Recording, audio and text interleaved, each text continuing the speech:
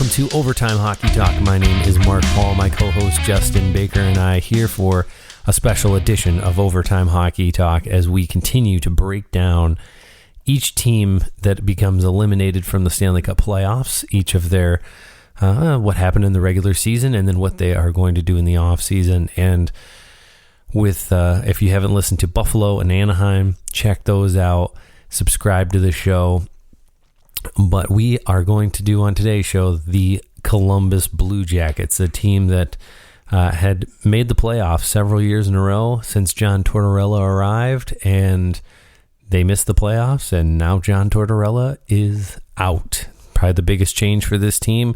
And the Columbus Blue Jackets also rehire John Davidson as their president of operations, or whatever it is, just their team president. For the second time, and they re-sign Jarmo Kekalainen, their general manager, to an extension. So we've got some guys who are staying, some old guys coming back in, and of course John Tortorella on his way out. So this team is going to get a big difference in the way that they play, a big facelift here. Just not having Tortorella, who probably was the most iconic figure on this team. Justin, hello. Oh, hi. Your thoughts on that? Yeah, listen, it's weird anytime you can look at a team and say, right, the face of the franchise is actually a coach, right? It's like college football. Right, exactly, right. You look at Alabama and you think Nick Saban automatically, right? Well, that's been Columbus for me for the last, few years, and ever since really, Rick Nash, right? There really hasn't been a face of the franchise. Maybe you could throw in, Nick Foligno a little bit in there, but for the most part, it was primarily John Tortorella, right? It was his team, his system, and he didn't care who he was, playing, and it's going to be weird now seeing this Columbus team without John Torts behind the bench. Yeah, 6 years in Columbus. And, the first year he was there, they missed the playoffs, which they weren't very good in that year, 15-16. And then, they go and they made the playoffs 3 years in a row in a tough metropolitan division, mind you. They're constantly going head to head against Pittsburgh and Washington and, a good Philly team. There's so many good teams in that metro. The Islanders that, I think that they were fortunate to make the playoffs as many times as they did, the 4 times in a row. Of course, they finished as the wild card several times, but they managed to win the one playoff series against Tampa Bay, and that's really it. And so you kind of can see why this needed to happen. Like, the success in the playoffs just really wasn't there, despite this mind-blowing sweep of the Tampa Bay Lightning a couple years ago. Other than that, it really has been just kind of a mediocre visit for John Tortorella. Definitely a far cry from his time in Tampa and New York. Yeah, hey, if you told me beginning of the year, right, this team acquiring Patrick Laine, they've got Max Domi. They've got 2 solid goaltenders. If you told me they're going to finish worse than Detroit, I would have laughed. But that's where they ended up, falling at this point, just obviously tied in points, but, they had less regulation wins. And so obviously finishing last place in this division, and like you said, tough division, right? It's hard when you got to go up against Carolina, Florida, and Tampa Bay, 7 or 8 times a year, but they had some other teams they could have potentially taken some points from, and you think at least those 3 teams at the top there, they would have been somewhat competitive against, and been able to pull a win or 2 out of that. But obviously they just couldn't seem to get it together. And really, when you look at this lineup, it was just guys just not producing, right? It's easy to look at this forward group and point the finger. You had a guy like Max Domi who was brought in to be the number 1 center. Which was just really a dumb move in and of itself, but right. Yeah, look at Josh Anderson just flourishing in Montreal, just looking phenomenal. Boy, did they look smart signing him to a $5 million extension. But and then the big question mark, Patrick Laine, right? Where was he all year? Only 10 goals I mean, this is a guy who, they brought in, they gave up a big piece and Pierre-Luc Dubois to acquire, and really he was supposed to be that guy that could have put up 25 to 30 goals this season for him, and really just fell flat. Mike, let's go back to Josh Anderson. They did sign him to that big deal. You remember he scored 9 goals in the first 12 or 14 games or whatever of the regular season, and he scored 8 the rest of the last 40. So he wasn't. I mean, obviously he scored that big goal in game 1 against the Leafs. 24 points in 52 games, really on pace for barely 40 points. I still don't know. To me, it's still out on Josh Anderson whether or not that deal was worth it. But I mean, this team just nothing went right. You get a team where everyone has career years. You make the playoffs and you go on a nice run, and then you maybe fade back because everyone had their best year ever, and it just all culminated at once. Well, this is the year for the Blue Jackets where everyone had their worst year of their career, and I think now it's weird what happened with Pierre-Luc Dubois. It seemed like last year in that play-in round against the Leafs, he played so well, and there was such hype around him. And honestly, I think the mistake and when I look at the job that Jarmo Kekalainen has done with this team, I don't know why they decided to extend him, because frankly, many of the moves that he's made have not turned out well. Like Pierre-Luc Dubois, why was he in a position where he wanted to be traded? And then, of course, Patrick Laine comes in and he struggles. And Max Domi struggles. Everyone's struggling, and it should have been so obvious that it was because of John Tortorella. Kekalainen brought in the wrong players to play for John Tortorella. You can't bring in these... I don't want to say the word soft. I don't know if Laine is a soft guy. Who cares? But he obviously doesn't do well with someone who's going to be up his ass all the time. And that's just how John Tortorella is, and that's fine, but you got to know who you're bringing in.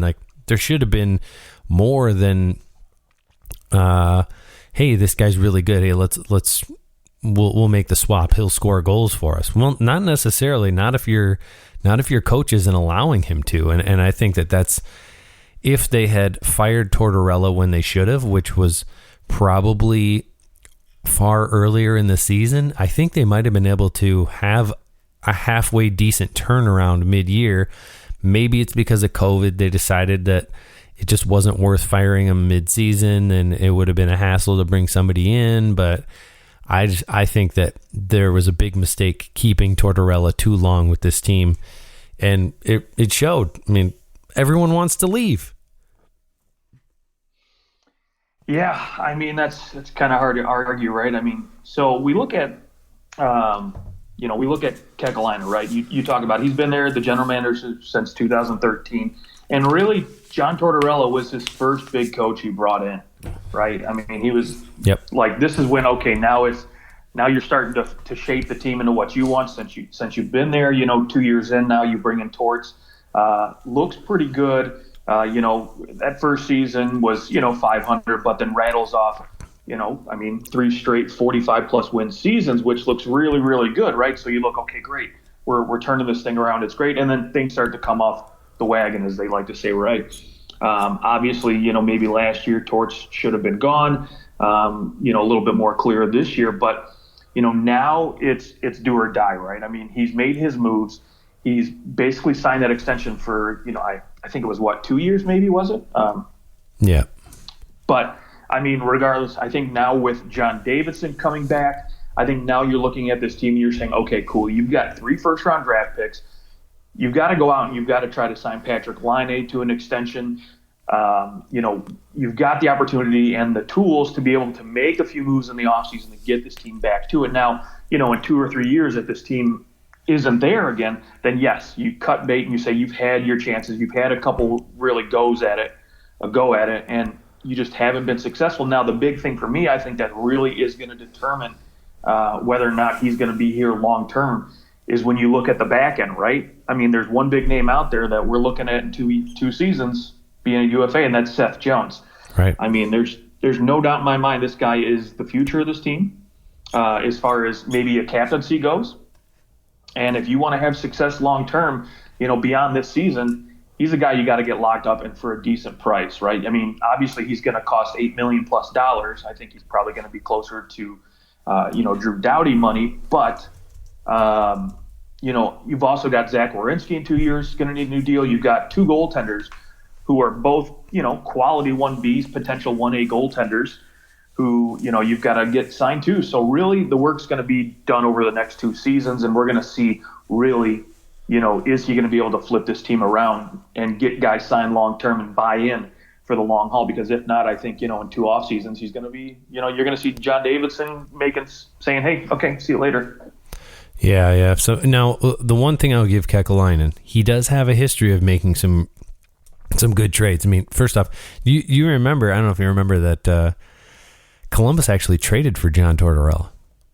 Right, yeah. They gave their second round pick to Vancouver so they could get him. So acquires him, yeah. and in the same breath, just like a year later, they make that Seth Jones trade, and that was a huge trade for Ryan Johansson. I mean, you can't beat that. I mean, now looking back, holy smokes, they absolutely destroyed on that trade. That was a great trade for Columbus. Really, probably the reason that they have succeeded so much is because of that trade, because of Seth Jones. And you gotta love the Brandon Saad for our Artemi Panarin deal that they got. I mean, that all happened within like a year of each other, those two deals, and they turned the franchise around. So I can see why, like, he has made some good moves where you go, okay, I mean, you've made the moves to build this franchise, and not too many guys build their franchise through trades. And he's been able to do that. And I gotta give the tip of the cap to him that he's like the one GM that is constantly trading a good player for another good player, like Max Domi for Josh Anderson, and the Patrick Laine for Pierre-Luc Dubois. Like, he actually gets these deals done that are, I'll say, they're not boring deals. Like, all right, we're going to trade this guy for a draft pick and see what happens later on. Like, he is constantly trying to make this team better. So, and the moves that he made at the deadline were great. And you can see where a veteran general manager, a guy who's been around the block. I mean, he did plenty of things with St. Louis long before he became the GM of Columbus. And you can see where that experience plays into, hey, we got a first round pick for Nick Foligno. And I mean, that's great. We got a first round and a third round pick for David Savard. And whereas then you have Buffalo and Kevin Adams, who is a relatively new general manager, getting a second round pick for Taylor Hall. You could see why Columbus would go, well, we got to hang on to this guy. He knows what he's doing in some respects. Yeah, there's no shortage of trades, this guy's name, when you talk about big names. I mean, obviously the one knock on him is going to be losing, Panarin for next to nothing. But I think that was also ownership, which is why I don't think that they're holding it against him, because they told him, like, go out, like, acquire Duchesne. They acquired Dzingel. They kept Panarin. I mean, you want to make a run at it, right? Yeah, and you believe in your team, so you've got to do what you got to do. It's just unfortunate that they went against Tampa Bay I think they lost to Boston that year, right? Yeah, but I mean, regardless, he, again, like you said, he's not afraid to make the big move, and that's always kind of refreshing, right? Because there's not a lot of GMs that are willing to do that. Now, the one knock I will say is he hasn't yet created a culture where free agents want to go to Columbus, right? And maybe that's because there's been that lack of winning there, that lack of, deep runs in the playoffs. And so once you establish that culture, it'll be easier for him to get guys through free agency versus having to always go through trades. I think that some of that was because of Tortorella. Absolutely could have been. Absolutely, because he's not exactly a guy that players are lining up to play for because he's a little difficult to play for. So if Winnipeg can figure out how to keep guys, then Columbus definitely should be able to. Right. Like, Columbus is not a bad place to live, or like it's a really nice area. So there's no reason why. I mean, you look at some of the other teams, like, why do people want to go live in St. Louis?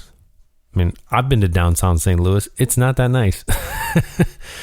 But I know the suburbs are great. I know some people love it, but it to me it's not necessarily Columbus. It was, man, I don't want to go play for that guy. Like, if you're playing for him, I think he's one of those, like, all right, I don't like to be disciplined, but when you're experiencing it and then you go through this change in your career and you're a better player because of it, you look back and you say, wow, I would not be the player that I was had it not been for that discipline. Like, I'd say Cam Atkinson, he's probably in that boat. He probably wouldn't be the player that he is without John Tortorella. I think that Seth Jones is a fantastic defenseman, and a lot of that is because of John Tortorella and what he did for Seth Jones. I mean, he took a defenseman who was really, really good and made him great. So he probably looks at his career and go, well, I have a lot to thank John Tortorella for, but are you going to go out of your way to play for John Tortorella? No. When it gets thrust upon you, you can see the positives when all is said and done, but I'm sure you're not going out of your way to try and come play for him, unless, of course, you've played for him before and you understand, or there's probably the few guys that like having that kind of structure, but I think that when it comes to those high-priced, high-end free agents, they don't want to go somewhere where they're going to get potentially benched. No.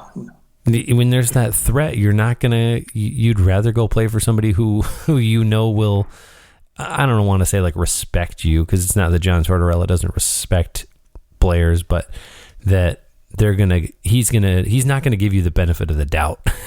He's gonna bench you if you're playing crappy, and we saw that all year. So, and you have to also look at it and wonder, was some of it just like his own frustration, and so he takes it out on you. He uses players to try and motivate the rest of the team, and it feels like he could be picking on certain guys, and I could see how that might air itself out poorly in a locker room. But the Blue Jackets moving on from John Tortorella, do you think this team tries to sign anyone? Like, are they going to be active in free agency? Because they do have a little bit of money. They've got $25.8 million open in the cap with Dubinsky and, of course, Foligno leaving, which he could be back, but likely won't sign that massive of a dollar amount.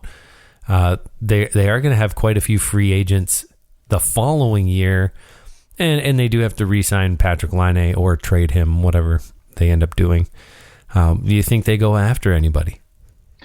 Yeah, I think obviously their biggest need is clearly a number one center, right? But they're not going to get that through free agency. There's nobody available that they can overpay for, as far as I'm concerned. I mean, the top centerman in my mind is Ryan Nugent-Hopkins, and I think he's probably got his eye on staying in Edmonton. But with that said, I think, again, you've got to look to the future with this team, right? And so you've got to take care of the guys like we talked about, Seth Jones, Laine, Werenski down the line. They've got to make sure they save enough cap room to lock this up. So while I think they do need to add a couple pieces, I don't think they're going to add any big names. Now, I could see them adding, a potential, second line winger, somebody to help add a little depth scoring, maybe a guy like Thomas Tatar, Mike Hoffman. These are a couple guys that potentially could come in and fill a middle six role, and even maybe throw in some top line minutes when needed. So, giving a guy like Cam Atkinson or Bjorkstrand, Bjorkstrom the opportunity to, not have to be relied upon as heavily. So, we'll again see what this team does, but obviously the priority when it comes to that money is going to be the guys they have there already. Yeah, which obviously the guys that they have there already aren't exactly cutting it. I could see them going out and trying to grab like a veteran centerman. Maybe like David Krejci seems like his career is kind of relaunched with playing with Taylor Hall. Maybe if you were able to play him with the right guy, he could reinvigorate somebody else as well. I mean, I guess you also have. I can't see like a Ryan Getzlaf going to Columbus. That's the hard thing. I mean, when you're a bad team, nobody's super high end and older is going to be dying to go there.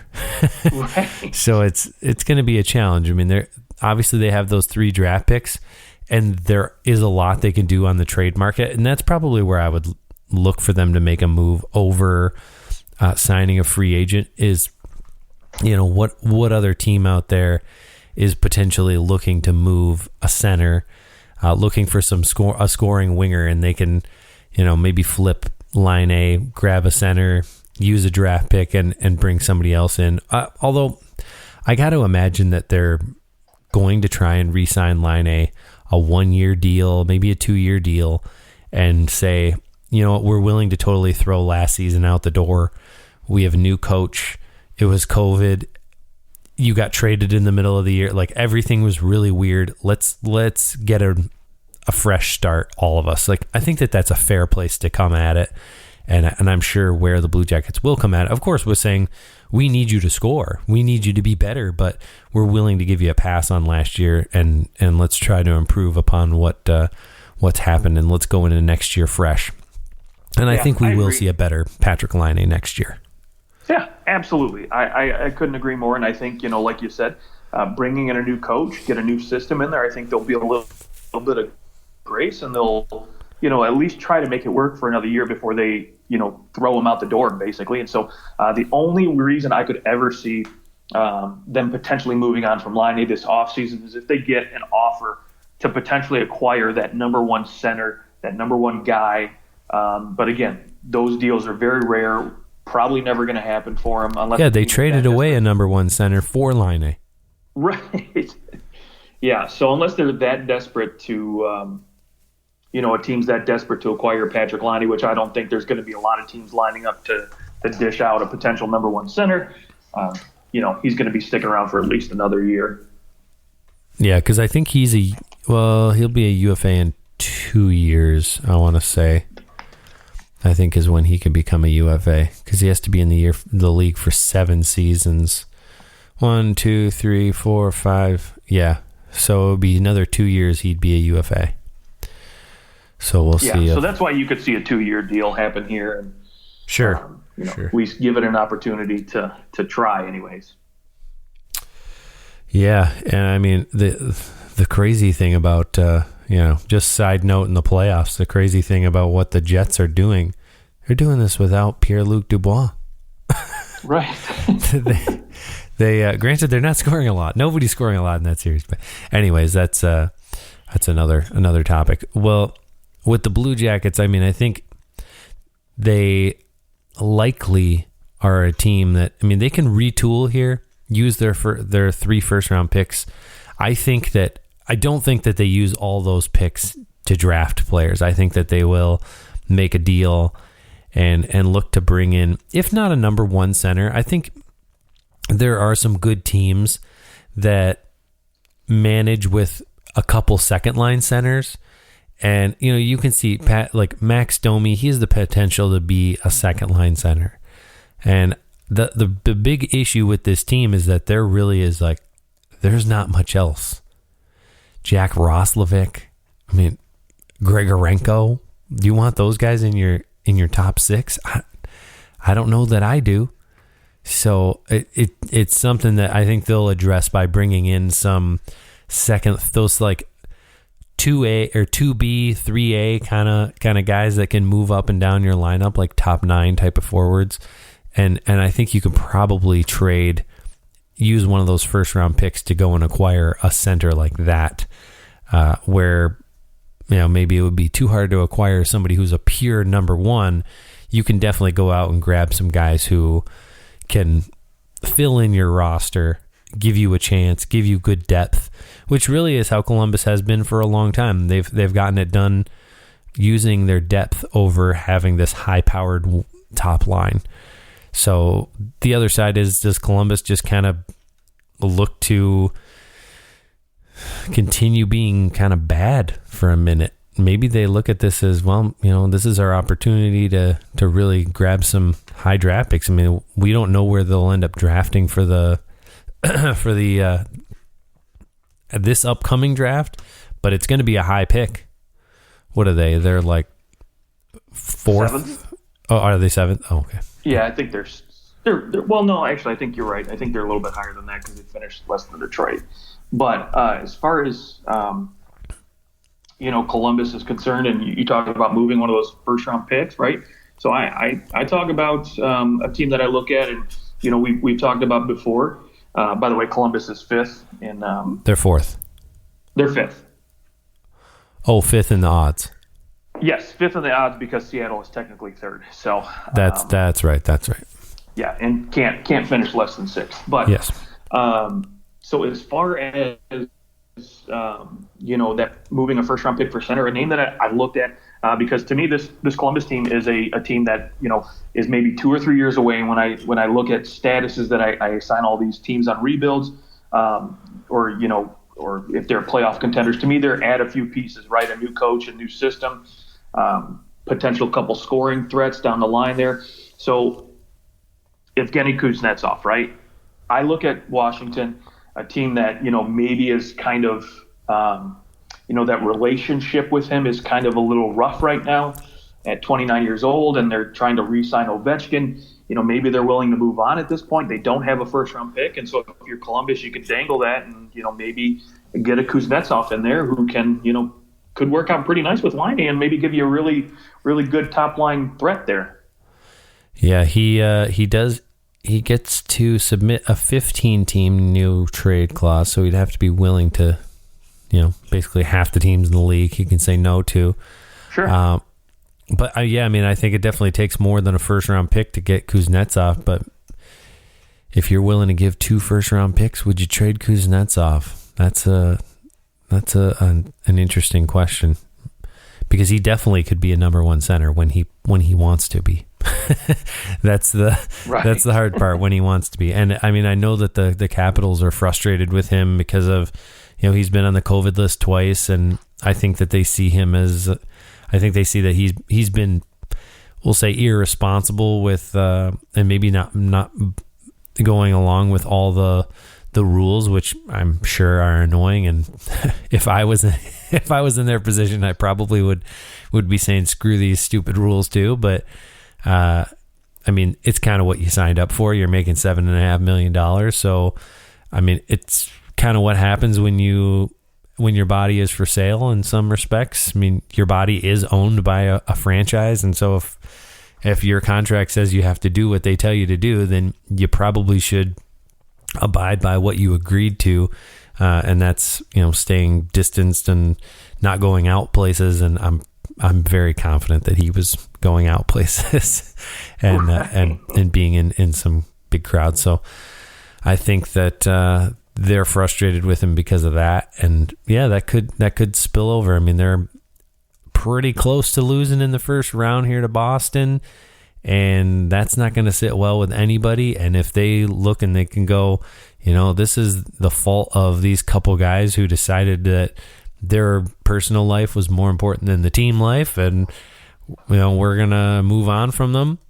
I think that is a very intuitive thought. Columbus would be a great fit for him, especially because you can be like, look, you can come to Columbus. You're not going to get in any trouble in Columbus, right? And I'm sure there's some clubs in Columbus, but there's probably less of like a nightlife than there would be in the area in Washington. So, but alas, the Columbus Blue Jackets, I would agree with you. They are a team that they're not quite like, don't have to rebuild, but they're definitely in a position where, if they can't re-sign Seth Jones, then everything's out the window, right?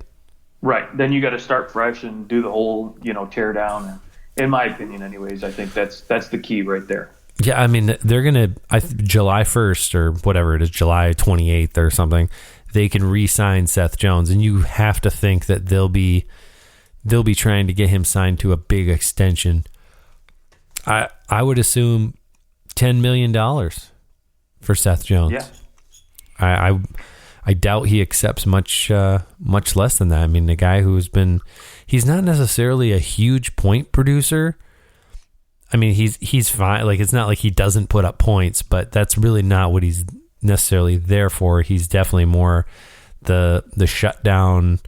Just everything on his side of the ice is just closed for business. So, a tremendously effective player, and will likely be very effective for a long time to come.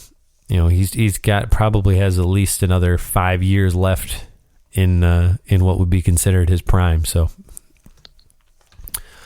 well, any final thoughts on the Columbus Blue Jackets before we sign off here? Well, like I said, just like I like to assign all these teams a quick little status of where they're at. To me, it's just add a few pieces, right? So I think this team is, if they can bring in a couple pieces and a new coach, right system, maybe 2 or 3 years they could be a playoff, Stanley Cup contender again. And but again, that's depending on what they do in these next couple off seasons, and if not, we might be seeing a whole new Columbus, rebuild. So that'll be exciting. Yeah, I'll pull back on one of the things you said, and that's I think they're a couple pieces away from making the playoffs, but I don't see this team as a Stanley Cup contender without. I mean, maybe one of these draft picks that they have this year or in past years needs to develop in a drastic way where this team is able to get some much needed scoring. I mean, they can't score. They just cannot score. They don't have the goal scorers. There's no one on this team other than Cam Atkinson who, I mean, of course, if Patrick Laine becomes a goal scorer, then that's a different story. But there just isn't that. You don't look up and down this lineup and see depth scoring. You see a lot of guys who can play in a top 9 role. If they had other scorers, they could complement, but you don't want a team full of complementary players, and that's kind of what they have in my mind. They have a lot of complementary players, and really you've got Seth Jones and Zach Werenski, and other than that, the rest are complementary. And so until they acquire somebody up front who can get it done themselves, this team won't be a Stanley Cup contender, but that will be found out soon enough. We'll see what happens here for the Columbus Blue Jackets. This has been Overtime Hockey Talk's special edition of off-season reports. We'll be back with the San Jose Sharks next, and we'll find you on Twitter at OT Hockey Talk and Instagram as well, and we'll talk to you soon.